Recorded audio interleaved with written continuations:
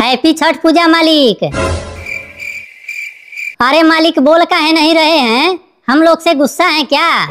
अरे हम लोग से काहे गुस्साएंगे? गुस्साए हैं तो अपने मेहरारू से। काहे से कि आज मालकिन सुबह सुबह इनको चपले चपले मारी है। ले जाएंगे नहीं हम ले जाएंगे। अरे नहीं हम ले जाएंगे। अरे नहीं हम ले जाएंगे।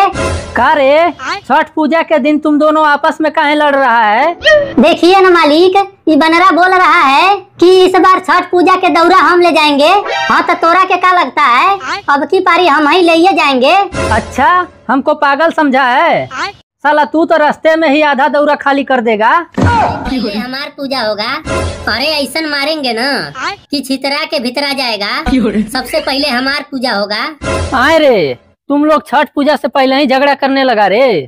है मालिक, ये दोनों सरवा के उठा के नदिया में फेंक दीजिएगा और खाली हमरा के रखिएगा।